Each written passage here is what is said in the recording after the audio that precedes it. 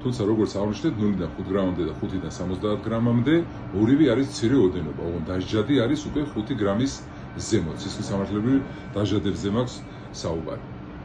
ეხლა როგორ შეიძლება პოლიციელმა შეამოწმოს პირი და გადაამოწმოს რა ცვლილებებია შესული ამასთან დაკავშირებით. თუ არსებობს ფაქტი ან და ინფორმაცია, რომ პირმა მოიხმარა ან არის ნარკოტიკული თრობის ქვეშ, პოლიციას შეუძლია შეამოწმოს ეს პირი და დაადგინოს ნარკოტიკული საშუალების მოხმარების ფაქტი. პირმა, რომელმაც შეიძლება უარი განაცხადოს შემოწმებაზე, მას აქვს უფლება 4 საათის განმავლობაში თავად მიიტანოს დასკვნა, ოღონდ ორი ორგანო არსებობს, რომ სადაც შეიძლება ჩაიტაროს შესაბამისი კვლევა. ეს არის ერთი შინაგან საქმეთა სამინისტროს საექსპერტო კრიმინალური დეპარტამენტი და მეორე ეს არის სამხარაულის სახელობის ექსპერტიზის ეროვნული ბიურო. თავად შემცველობა ადამიანს აქვს თუ არა მოხმარების ორგანიზმში ორი ფაქტით უნდა დადგინდეს ეს. პირველი ეს გახლავთ ლაბორატორიული კვლევა და დასკვნა და მეორე არის კლინიკური მდგომარეობა. რატო არის გამიჯნული ეს ორი საკითხი? შესაძლებელია სისხლში ლაბორატორიული კვლევის დროს ადამიანს აღმოაჩნდეს შემცველობა, მაგრამ ეს იყოს რამოდენიმე დღის უკანდელი მიღებული და ავტომანქანის სარგებლობის დროს ის არ იყოს საშიში. ამიტომ უნდა იყოს კლინიკურიც. ანუ პიროვნება უნდა იყოს ნარკოტიკული თრობის ქვეშ იმჟამინდელ მდგომარეობით. სასჯელები, რა თქმა უნდა, სისხლისამართლეში ჩვენ ვისაუბრეთ, არის ადმინისტრაციული სასჯელები ასევე, თუ პირმა უარი თქვა გადამოწმებაზე და არ როგორც აღნიშნეთ იმ 4 საათში არ წარადგინა თავისი დასკვნა, ჯარიმები არის გათვალისწინებული 2000 ლარიდან ზემოთ და ასევე პატიმრობა არის გათვალისწინებული 60 დღემდე ვადით. რაც შეიძლება ჩვენ აღვნიშნოთ, გახლავთ ის, რომ მარიხუანას მოწევა არ არის დასჯადი, თუ საკუთარ მფლობელობაში არსებულ სახლში მოიხმარს პირი ამ ნარკოტიკს, ანუ მარიხუანას. მხოლოდ მარიხუანაზეა საუბარი, თუმცა თუ ის არასრულოვანთან ერთად მოიხმარს მარიხუანას ან სადმე საჯაროდ საზოგადოებრივი თავშეყრის ადგილზე ან სხვა შენობა ნაგებობაში, მაშინ ჯარიმა, რა თქმა უნდა, ჩვენ სახეზე გვექნება. ანუ პირს მარიხუანას მოხმარება შეუძლია მხოლოდ საკუთარ მფლობელობაში, სარგებლობაში არსებულ სივრცეში. სივრცე განმარტებული არის, ითვლება, რომელსაც სახურავი აქვს და შესაბამისად არ არის სავალდებულო კედლები იყოს, თქვათ, მყარი ბლოკის და ასე შემდეგ. კიდე რა შეიძლება მარიხუანასთან დაკავშირებით ჩვენ ვთქვათ, როგორც აღნიშნეთ, ნარკოტიკული ზემოქმედების ქვეშ შესაძლებელია პირი იყოს როგორც მარიხუანას შემთხვევაში, ასევე სხვა ნარკოტიკული საშუალების. სხვა ნარკოტიკული საშუალებებზე ჩვენ გადავალთ და გვექნება ამასთან დაკავშირებით ცალკე საუბარი. რაც შეეხება მცირე კანაფის ან მარიხუანის უკვე შეძენა, შენახვა, გადაზიდვას და ასე შემდეგ, ამისთვის როგორც მცირე ოდენობის ადმინისტრაციული სასჯელი არსებობს, ოდენობასთან მიმართებაში არსებობს ასევე სისხლისამართლებრივი პასუხისმგებლობა. ეხლა ოდენობები რო ვთქვათ, ჩვენ თქვით მცირე ოდენობა რა არის, ისე იგი 0-დან 70 გრამამდე, 0-დან 5 გრამამდე არ არის დასჯადი სისხლისამართლებრივი წესით, 5-დან 70-მდე უკვე არის მცირე ოდენობა და არის დასჯადი. დიდი ოდენობა გახლავთ 70 გრამიდან 250 გრამამდე, გამომშრალზეა საუბარი, ხოლო 250 გრამის ზემოთ უკვე ეს არის განსაკუთრებით დიდი ოდენობა.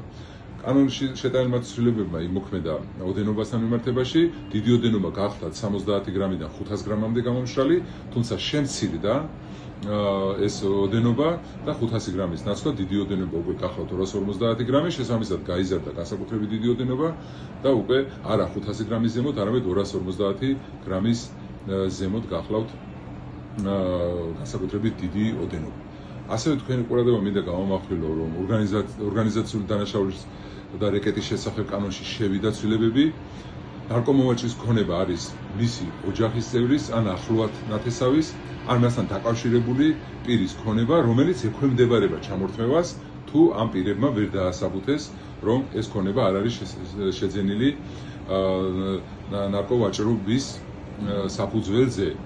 მოგეხსენება თქვენ რომ კანონი ცალკე არსებობს რომ არასრულწლოვანი ქონების გასხვისება არ შეიძლება სასამართლოს გარეშე, თუმცა ეს არის სპეციალური ნორმა ორგანიზებული დანაშაულის და რეკეტის შესახებ, რომელიც უკვე აძლევს შესაძლებლობას სასამართლოს გამოიყენოს ეს ღონისძიებები და ეს არასრულწლოვანეს სახელზე იქნება ეს ქონება ოჯახის წევრზე თუ სხვა ნებისმიერ მასთან დაკავშირებულ პირთან მიმართებაში, შეუძლია უკვე სასამართლომ მის მიაქციოს აღსასრულებლად დაადოს ყადაღა და გაასწროს შესაბამისად უკვე სამოქალაქო საпроцესო კანონმდებლობისთან შესაბამისად.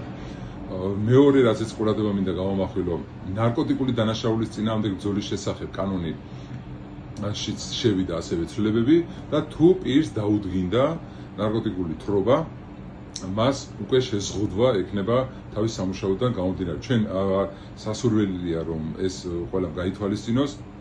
შესაბამის კანონებში სამწუხაროდ არ არის ჯერ შესული ცვლილებები, თუმცა ეს არის სპეციალური ნორმა და მოქმედებს აღნიშნული ნორმა.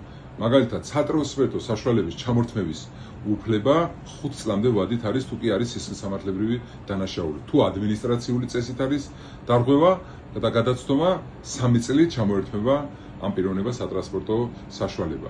ასევე ექიმის, ფარმაცევტული საქმიანობა, საადვოკატო საქმიანობა, პედაგოგიური და საგანმანათლებლო საქმიანობა, საჯარო მოხელე, პასიური და საარჩევნო უფლება, იარაღის დამზადების შეძენის, შენახვის და ტარების უფლება 5 წლით შეეზღუდება და ჩამოერთმება ყველა პირს.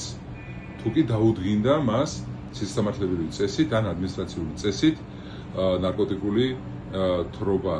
შესაბამისად გასათვალისწინებელია აღნიშნული გარემოებები და აღნიშნული სასჯელის დამატებით უკვე სახთელად, აი გვაქვს უკვე ეს მძიმე შედეგი, რომელიც რა თქმა უნდა პირდაპირ მოქმედებს ადამიანის სოციალურ მდგომარეობაზე, ვინაიდან მას ერთმევა ფაქტობრივად მუშაობის უფლება, როგორც ადვოკატს, ასევე ექიმს, ასევე მძღოლს და ასე შემდეგ.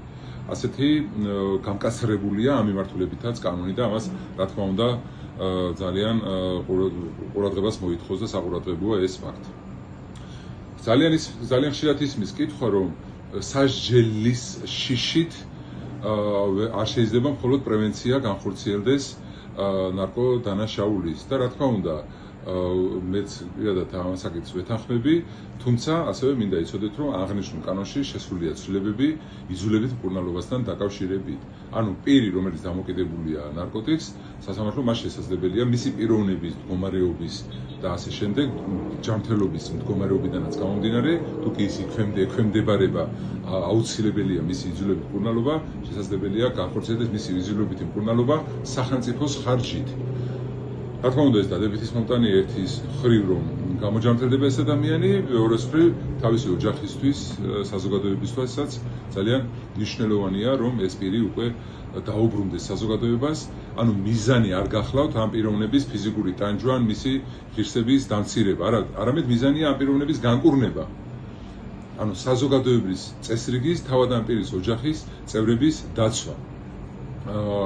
რაც ასევე რა თქმა უნდა ხელმეორედ ჩადენილ დანაშაულს მის მხრიდან და მათ საწინააღმდეგო ქმედებას აგვაცილებს თავიდან. ასევე უნდა აღინიშნოს, რომ დაწესებულებაში მოთავსება შესაბამისად ჩაითვლება ძირითადი სასჯელის იმ ვადაში, რა ვადაშიც მას დანიშნული ჰქონდა სასჯელი. ერთის მხრივ ეს სავალდებულო მკურნალობა